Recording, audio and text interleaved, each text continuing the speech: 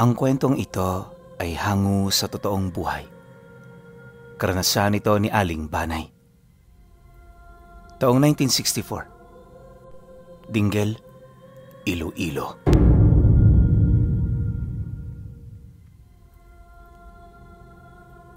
Noong mga panahong ito, nakatira malapit sa hangganan ng Dinggel at Dueñas ang pamilya ni Aling Banay. Matagal na sila sa lugar at katunayan, tanging sila lang doon ang nakatira. Maraming usap-usapan ukol sa lugar na yon, pero lahat ng mga istoryang naririnig nila nagmumula sa mga taong walang kaide-ideya sa lugar kung saan sila nakatira. Hindi naman ito gaanong pinapansin nila Aling Banay, lalo pat ang mas importante sa kanila ang katahimikan ng kani-kanilang mga buhay. Hanggat maaari kasi, umiiwas sila sa sigalot na maaaring maidulot sa kanila ng mga ordinaryong tao. Isa ito sa batas ng kanilang pamilya upang mapanatili ang seguridad sa mga trabaho nila. Ayon sa anak ni Aling Banay Pinuno, na noong nabubuhay pa ang kanyang ina, maraming paninira ang umiikot sa baryo tungkol sa kanila. Lahat yon walang patunay, pero siya na mismo ang makapagsasabi na lahat ito ay totoo. Sabi-sabi noon sa baryo na kahit manggagamot itong si Aling Banay, kuno-kunong aswang ito. Marami umanong patunay ang mga taga roon, pero kapag nakakaharap siya nito, di naman ito nakakapagsalita. Yun bang nawawala na lang bigla ang tapang nila sa katawan? Bagaman nakakagalit ang ganong usap-usapan, hindi na ito pinapatulan pa ni Aling Banay. Ang mahalaga, may mga tao pa ring nagtitiwala sa kakayahan niya. Ang kaso lang, ilang taon nang lumipas pagkatapos pumutok ng paninirang yon, dito na unti-unting dumalang ang kanyang mga parokyano. Karamihan sa mga naging sagot nito, hindi na praktikal na tumungo pa sa kanya para magpagamot. Dagdag pa ng mga ito, meron ng manggagamot sa baryo na halos kasing galing lang din naman niya. Nang marinig naman ni Aling Banay ang sinabi ng mga ito, nagkaroon siya ng interes sa albularyong yon. Hindi niya kasi mawari kung papaano sila naging magkapantay, gayong napakatagal na niya sa larangan ng panggagamot. Pagtatapat pa ng anak niya na, kahit hindi niya sabihin, alam na alam nito na naiinggit siya. Likas na sa katauhan ni Aling Banay ang pagiging inggitera, kaya kapag may nababalitaan siyang taong nakakalamang sa kanya, pinupuntahan niya ito para kumprontahin. Sa pamamagitan ng ganoong gawain, makukumpirma niya kung talagang mas malakas nga ito ng di hamak sa kanya. At sa oras na malaman niyang hindi yun totoo, tatantanan na rin niya ito, pero kapag naramdaman niyang malakas nga ito sa kanya, hahanap at hahanap siya ng paraan para yon ay mapabagsak.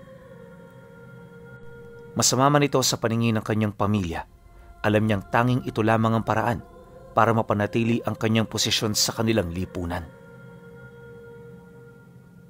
Dahil sa ganun niyang pag-uugali, agad niyang sinimula ng paghahanap sa sinasabing albularyo ng mga taong minsan niyang naging parokyano. Kahit wala siyang pakay sa baryo, isinama niya ang panganay niyang anak para tumungo roon. Ang palusot niya sa kanyang asawa, may bibilhin lang siya kahit wala naman silang kapera-pera. Di naman siya noon pinapakialaman ng kanyang kinakasama, lalo pat abala rin ito sa kanyang trabaho. Basta ba'y hindi mapapahamak si Aling Banay, wala itong problema para sa kanya. Nabanggit din ng matanda Pinuno na sa kanilang mag-asawa ang kinakasama ni Aling Banay ang nag-iisang taong pinahihintulutan niyang mas maging malakas kesa sa kanya. Taliwas din sa kanyang abilidad, hindi ito nagtatangan ng aral ng panggagamot, bagkus nakatuon ang abilidad nito sa purong kadiliman. Malayo din ito sa lahi ng mga aswang, pero kumakain ito ng karne ng tao.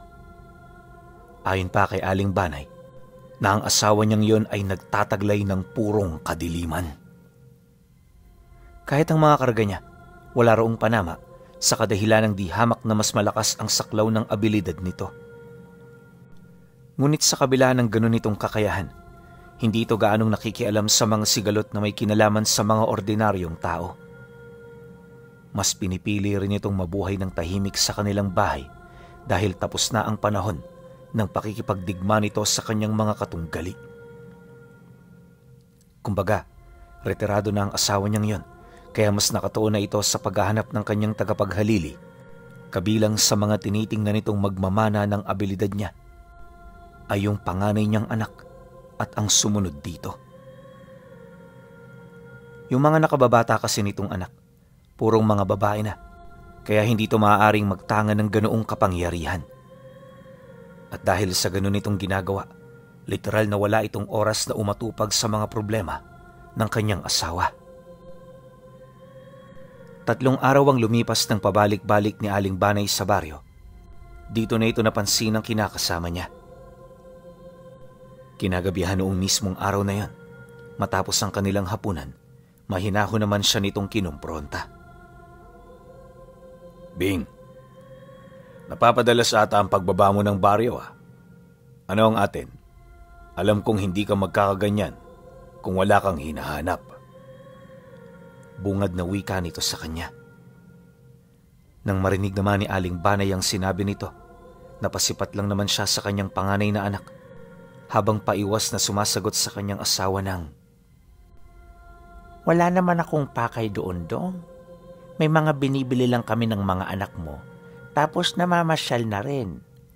Alam mo naman, tumatanda na tayo. Kailangan din nating maglakad-lakad paminsan-minsan."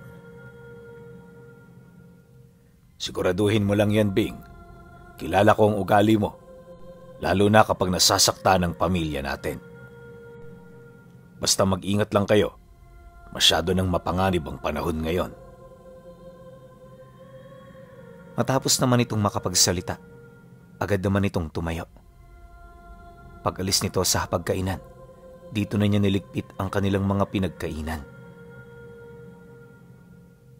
Pagsapit ng 10:00 ng gabi, kasama ang anak niyang may bitbit na kaning baboy, pinuntahan nila ang isang abandonadong bahay, di kalayuan sa kanila.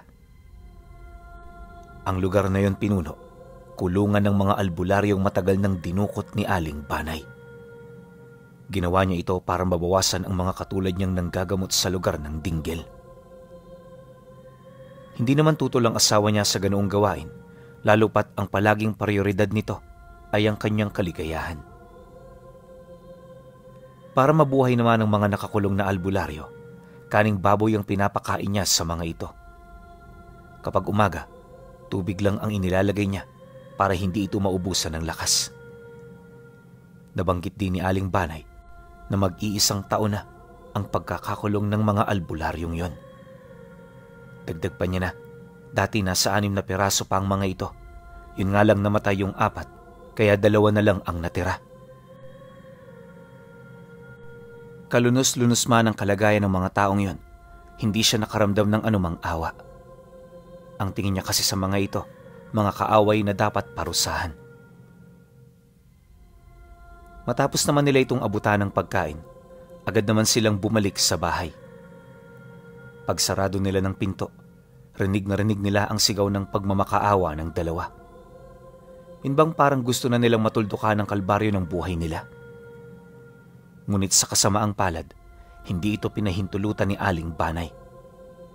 Ang nais niya kasing mangyari habang buhay na magdusa ang mga ito. Hangad din niyang talikuran ng mga taong yon ang kanilang paniniwala nang sa gayoy kapag namatay sila, dire-diretso silang tutungo sa impyerno. Kinabukasan, kagaya ng ginawa nila noong nagdaang araw, muli silang bumaba ng baryo para hanapin ang albularyo. Ilang araw na kasi itong mailap sa kanila na parabang pinagtataguan siya nito. Akala ni Aling Banay, ganun ulit ang mangyayari. Pero pagdating niya sa sentro, nakasalubong nila ang mga taong galing sa bahay nito. Katatapos lang nitong manggamot, kaya dali-dali niyang sinenyasan ng kanyang anak na tanungin kung saan ito pumunta. Hanggat maaari, umiiwas din siya sa mga ito, lalo pat kilala niya itong dating nagpapagamot sa kanya. Pagtanong naman rito ng anak niya, agad nitong itinuro ang bahay ng manggagamot. Malapit lang ito sa sentro, kaya naman dali-dali na nila itong pinuntahan. Ilang minuto pa ang lumipas. Nang marating na nila ang itinuturong bahay, dito nila nakita ang isang matandang lalaki na nasa edad 70 anyos na. Abalang-abala ito sa panggagamot, kaya hindi sila nito kaagad napansin. Nang masipat naman ito ni Aling Banay, dahan-dahan naman yung naglakad papalapit. Nang marating niya ang parte ng bakod, tinitigan niya ng maigi ang matanda hanggang sa magpang-abot na ang kanilang paningin. Pagtitigan nilang dalawa, napansin niyang dahan-dahan naman itong lumapit sa kanya. Marahil napansin na ng matandang yon ang kanyang karga. Magandang umaga sa iyo. Ano ang kailangan mo? May hinahong tanong ng albularyo. Nang marinig naman ito ni Aling Banay, napangiti lang naman siya habang sumasagot dito ng, Wala naman, napadaan lang. Marami ka palang pasyente rito. Siguro napakahusay mo. Dahil sa kanyang sinabi, dito na nagsimula ang interesante nilang pag-uusap. Ang kaso hindi rin naman yung nagtagal dahil sa dami ng ginagawa ng albularyo. Ilang minuto pa ang lumipas. Nang makapagpaalam na ito sa kanya, agad naman silang umalis ng anak niya. Akala nung matandang manggagamot, yun na ang huli nilang pagkikita ni Aling Banay, pero ang hindi niya alam, ito pa lamang pala ang simula sa kadahilanang nung magkausap sila. Nakaisip na ito ng plano kung papaano nito dudukutin ang kanyang biktima. Sa loob ng ilang araw na pagmamanman doon ni Aling Banay, marami siyang nalaman ukol sa matanda. Napag-aralan na rin niya ang tahanan nito at sa kung saang parte siya ng bahay daraan. Bagaman kayang-kaya na rin itong barangin ni Aling Banay, hindi niya ito ginawa dahil marami ang maghihinala sa kanya. Aminado kasi siya sa kanyang pagmamasid, may mga taong nakasilay sa kanya. Isa yun sa mga rason kung bakit hindi siya maaaring magpalipad ng sakit sa matanda. Pagtungtong naman ang araw ng Sabado, nang makuha na niya ang lahat ng detalyeng hinahanap niya, dito na siya nagsimulang kumilos. Kasama pa rin niya noon ang kanyang anak at bago sila umalis sa kanila, nagpaalam siya sa kanyang asawa. Nang marinig naman ito ang kanyang sinabi, mariin siya nitong pinaalalahanan hinggil sa mapanganib na pwede niyang makaharap. Tandaan mo, Banay, matutulungan kita sa lahat ng oras. Basta siguraduhin mo lang, hinding-hindi ka makakatapat ng isang dibino. Dahil kapag nangyari yan, wala akong magagawa kundi ikaw ay hayaan. Masakit man para sa akin, yan lamang ang paraan para maipagpatuloy ko ang aking nasimulan. Ipagdasal na lang natin na hindi yan mangyayari sa'yo. Wika nito sa kanya. Nang marinig naman ito ni Aling Banay, tumangulang naman siya. Di nagtagal, nang wala na silang mapag-uusapan, nagdesisyon na siyang umalis. Kasagsaga ng gabi nung bumaba sila, kaya imbis na dumaan sa kalsada, kakahuyan ang dinaanan nila para lamang makababa. Hindi na rin sila pumasok ng baryo dahil pwede naman silang dumaan sa talahiban patungo sa bahay ng albularyo. Nasa gilid lang kasi ito, kaya madali itong malapitan nang hindi sila natutunugan. Sa kanilang paglalakad, panay ang pagtanong ng kanyang anak ukol sa kanilang gagawin. Di kasi nito maisip na mandudukot na naman ito ng albularyo para mapuna ng weirdong kagustuhan nito. Siyempre bilang anak na may wasto ng pag-iisip, hindi niya maiwasang matanong ang nanay niya ukol sa rason ito kung bakit niya yun ginagawa. Nang marinig naman ni Aling Banay ang sinabi nito, may hinahon naman yung sumagot doon ng,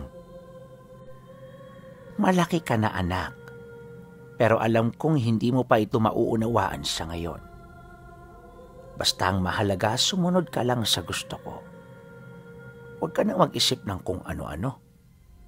Tandaan mo na ginagawa ng magulang mo ang siyang palaging tama. Dahil sa sinabi nito, hindi na nakasagot pa ang anak niya. Ilang minuto pa ang lumipas. Nang abot tanaw na nila ang bahay ng albularyo, dali-dali naman siya roong lumapit. Habang binabagtas nila ang talahiban, panay na ang pag-uusal sa hangin ni Aling Banay. Hindi mawari ng anak niya kung anong ginagawa nito, pero sa estado ng matanda noon, parang may tinatawag ito sa hangin. Maya-maya pa, nakarinig sila ng mabibigat na mga yapak. Agad itong dumagungdong sa kailaliman ng lupa at sa isang iglap, dito nila nasilayan ang grupo ng mga kapre na mabilis na tumatakbo papalapit sa bahay ng albularyo. May daladalang malalaking tipak ng kahoy ang mga ito, tapos nakasuot ito ng baluti na para bang inihanda ng mga ito ang kanilang sarili para sa pagtawag ni Aling Banay. Hindi naglaon, pagtigil naman nila sa likuran ng bahay nito, doon na nila narinig ang sigaw ng mga tao sa paligid. Literal na nagkagulo noon sa baryo dahil sa pananalasa ng mga kapre. Nang mapansin naman ito ng albularyo, agad naman yung lumabas para sana kaharapin ng mga ito. Ang kaso, sa sobrang bilis ng mga nilalang, tanging pagtaas lamang ng puder ang nagawa ng matanda. Di nito sukat akalain na ang mga nilalang na yon ay merong sariling pag-iisip. Nang makuha naman ng mga ito ang albularyo, agad nila itong inilagay sa isang sisidlan na gawa sa balat ng puno. Tinalian nila ang pinakabutas nito bago nila ito kaladkarin papalayo.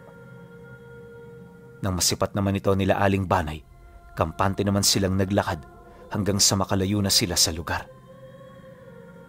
Isang milyang layo mula sa baryo, nakita nila ang napakaraming patay na puno malapit sa paanan ng isang magubat na bundok. Sa unang tingin kahit mga ordinaryong tao, akalaing may mga nilalang talaga roong naninirahan dahil sa orang pumapalibot sa lugar. Para ring bumubulong ang himig ng hangin doon, tapos yung mga punong patay na, may mga nakakatakot na itsura. Maya-maya pa, dito nila nasilayan ang pangkat ng mga kapre na nakaupo sa patay na puno ng balete. Nananabako ang mga ito habang matyagang naghihintay sa kanila. Nang masipat naman ito ni Aling Banay, agad naman sila ritong lumapit. Kakaibang dialektong ginagamit ng mga ito, ngunit nagagawa niyang maunawaan ang lahat ng yon. Sa kanilang pag-uusap, inilahad ng mga kapre na natupad na nila ang kanyang ipinag-uutos at ang tanging hinihintay na lamang nila ay ang kapalit ng kanilang serbisyo. Dahil dito agad naman siyang kumuha ng punyal, hiniwa ang pulso niya sa kamay, sabay pa inom nito sa mga nilalang. Hinaluan niya rin ito ng orasyon upang mas maging sulit ang pag-inom nito sa kanyang dugo. Matapos naman itong gawin ng mga nilalang, biglang namula ang mga balat nito. Nagsimula na rin itong umangil hanggang sa isa-isa na itong tubuan ng pakpak ng aswang. Sa puntong yun, hindi malaman ng kanyang anak kung ano ang nararamdaman ng mga ito. Yun bang parang nasa gitna yun ng natutuwa at nasasaktan. Basta, hindi niya talaga maunawa ng ikinikilos nito sa kanilang harapan. Pagkaraan pa ng ilang segundo, namula na rin ang mga mata nito at kasabay ng banayad nitong paglipad patungo sa sanga ng mga tirahan nila. Matapos nun, dahan-dahan na itong naglaho. Nang mapansin naman yun ni Aling Banay, agad naman itong kinuha ang naiwan nitong sako. Hinila nila ito papauwi at pagdating nila sa bahay, dito nila nadatna ng kanyang asawa na kanina pang naghihintay. Paglapit naman ito sa kanila, tiningnan nito ang panganay nilang anak, kasabay ng pagwiwika nito sa kanya ng, "Dinadagdagan mo na naman ang mga kapreng aswang dito sa ating lugar. Hindi ka man lang ba nababahala sa gulong magagawa nila sa baryo? Kung patuloy kang magbibigay ng ganyang abilidad, Dadami at dadami sila at kalaunay sisiklab ang isang malawakang digmaan. Madadamay tayo, Banay. At ang mas malala pa, maaaring hindi na rin tayo makalabas ng buhay. Nang marinig naman ni Aling Banay ang sinabi nito, napangiti lang naman siya habang sumasagot dito ng, Huwag kang mag-alala, mahal. Hinding-hindi mangyayari ang mga iniisip mo. Lahat ng kapreng nabigyan ko ng karagdagang kapangyarihan, pagmamay-ari ko na. At kapag pagmamay-ari ko na, mga alipin ko na sila. Wala kang dapat na ipagkabahala, sapagkat kagaya mo matalino rin ang asawa mo. Dahil sa kanyang paglalambing, napanatag ang asawa niya. Hindi na rin ito nagtanong, kaya naman nang mapagtanto ito ni Aling Banay, binuksan na niya ang sisidlan para ipakita sa kanilang pamilya ang regalong kanyang daladala.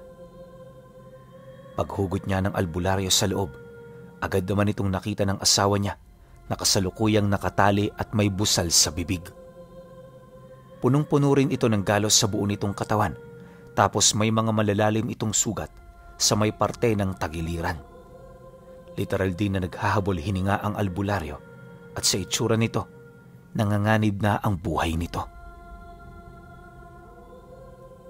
Nang mapansin naman ito ni Aling Banay, agad itong kumuha ng likido mula sa lumang garapon na matagal na niyang itinatago sa aparador.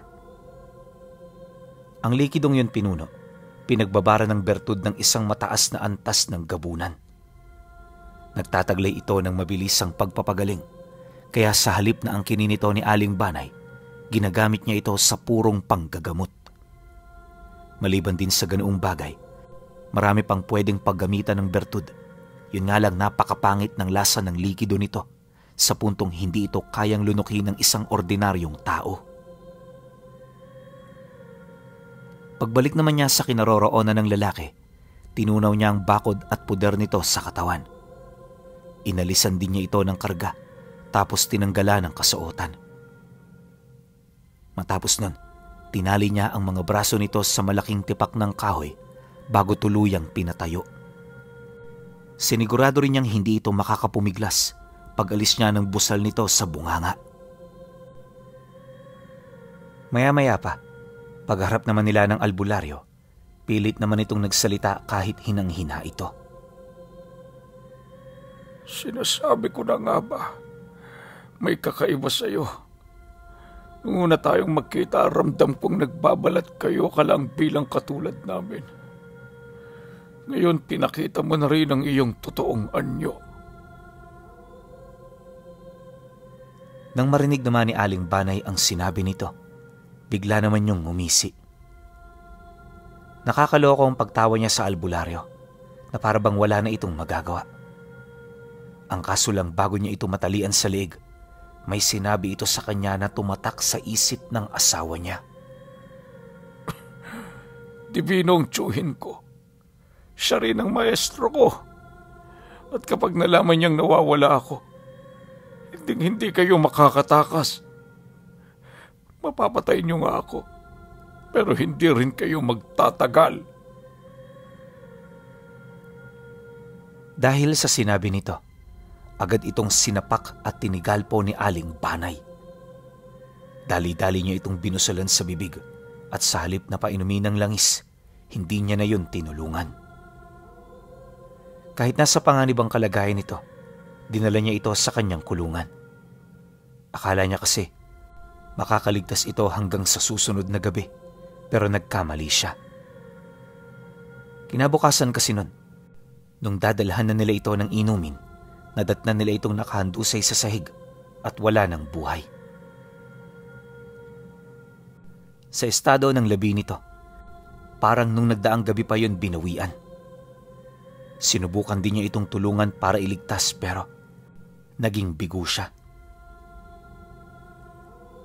Malalim naman talaga ang kaalaman ni Aling Banay, pero wala siyang kapangyarihan na bumuhay ng mga namatay. Dahil sa mga nangyari, agad niyang ipinatawag ang kanyang asawa. Pagdating naman ito sa kulungan ng mga albularyo, bumungad kaagad dito ang patay na katawan ng biktima niya. Matapos naman yung masilayan ng asawa niya, dito na ito nagsimulang magtanong. Di man ito umaamin, alam niyang nababahala ito tungkol sa mga huling sinabi ng albularyong pumanaw. Makalipas pa ang ilang minutong pag-uusap, wala silang nagawa kundi ilibing ang bangkay. Bing, siguraduhin mong wala siyang natirang bakas dito. Suyudin niyo rin ang mga dinaanan niyo at alisin niyo doon ang lahat ng bakas na makikita ninyo. Gawin niyo yung malinis kung ayaw niyong magkaproblema tayo. Paalala ng asawa niya. Nang marinig naman niya ang sinabi nito, tumangulang naman siya. Sa loob ng 2 araw, wala siyang pinagkaabalahan kundi ang paglilinis sa lahat ng naiwang bakas. Matapos nun, nakapagpahinga ng maayos si Aling Banay. Yung anak naman niya, inutusan niyang magmasid sa baryo upang malaman kung ano roon ang pinag-uusapan ng mga tao. Umabot din ng 1 linggo ang pagmamasid nito bago ito bumalik sa kanila. At kagaya ng inasahan, walang napansing kakaiba ang anak niya. Ngunit pagkaraan lang ng 1 buwan, nakabalita sila ng pagdating ng isang matandang lalaki sa lugar na yon. Base sa mga nakakita, nasa edad 90 anyos ang matanda. Wala itong kasama at pagdating nito sa baryo, agad itong nanggamot sa mga taong naroon. Milagroso ang matanda, gawa ng walang sakit na hindi nito kayang gamutin. Malapit din ito sa tao at lahat ng nakakakita sa kanya natutuwa. Dumaan pa ang mga araw matapos ang pagdating nito na puno ng kasiyahan ng baryo. Dahil dito, nagdesisyon si Aling Banay na bumaba para tiktikan ito. Inakala niya kasing nataon lang ang pagdating ng matanda, ngunit lingid sa kanyang kaalaman na yun na pala ang dibinong tinutukoy ng albularyong pinatay nila. Noong una hindi siya nakaramdam ng kaba, pero nang makita niya na ito, naramdaman niyang parang kumalas saglit ang kanyang kaluluwa sa kanyang katawan. Kahit malayo ang matanda, ramdam na ramdam niya ang nag-uumapaw nitong presensya. Alam ni Aling Banay na hindi basta-basta ang taong yon, kaya hindi na siya nangahaspang lumapit. Sumagi kasi sa isip niya na mamamatay siya kung lalapitan niya ito. Dahil sa ganoong pangyayari, agad niyang inutusan ng anak niya na umalis. Pag-uwi nila, inilahad niya sa kanyang asawa ang mga napansin niya. Nang marinig naman ito ang kanyang sinabi, halos hindi ito makapagsalita. Sa halip di na pag-usapan nila ang tungkol dito, inutusan siya nito na tawagin ang mga kapreng pagmamay-ari niya. Dagdag pa nito na pakilusin na nila ang mga nilalang na yan hanggat hindi pa gaanong lumalala ang sitwasyon.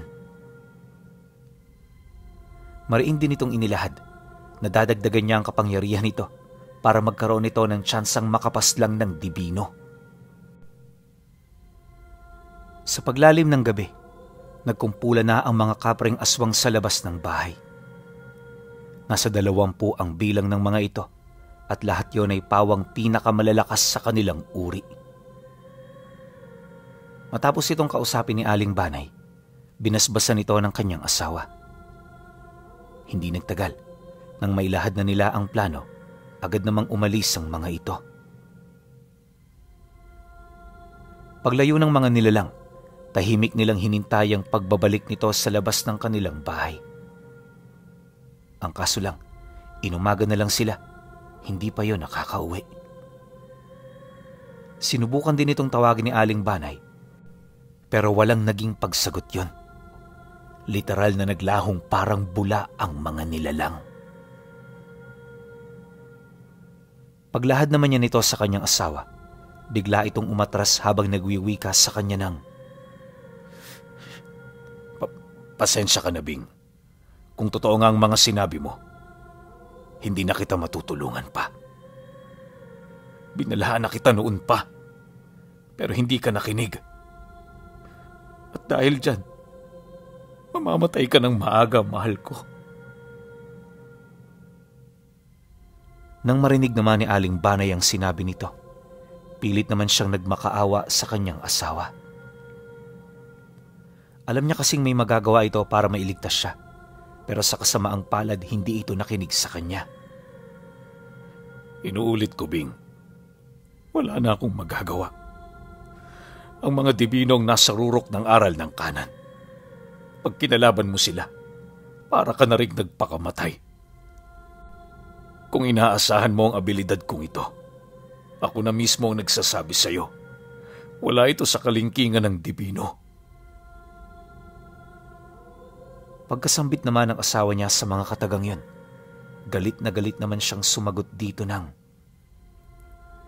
Ganyan ka ba kaduwag para talikuran ng sarili mong asawa?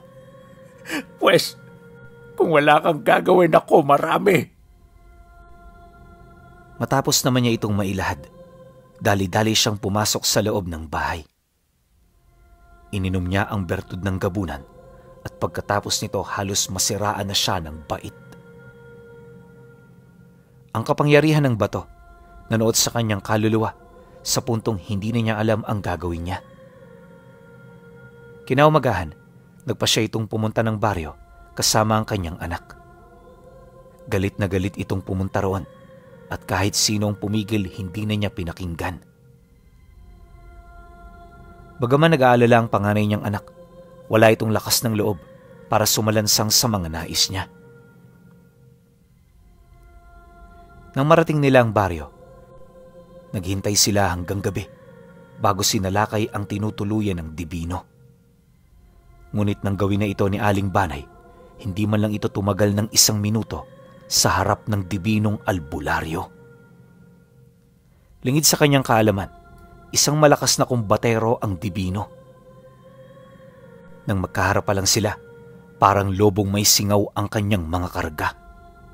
Unti-unti itong nawala ng bisa hanggang sa manghina ang buo niyang katawan. Isang tigalpo lang din ang kinakailangan nitong gawin para lamang alisin sa kanyang katawan ang kanyang buhay. Pagbagsak naman niya sa lupa, agad nanigas ang kanyang katawan hanggang sa tuluyan itong maagnas. Yung dibino naman, naiwang nakatingin sa panganay niyang anak. Paglapit nito rito, inutusan nito ang bata na dalhin siya sa kanilang tahanan. Sumunod naman siya, ngunit pagdating nila roon, wala doon ang tatay niya. 3 buwan itong nagtago at nagpakita lamang ito nung nakaalis na ang dibino. Ngayong pangkasalukuyan, kahit dekada-dekada na ang lumipas, hindi pa rin nakakalimutan ng anak niya ang nangyari sa kanya noong minsang may aksidente silang nakalaban na isang dibinong kombatedor.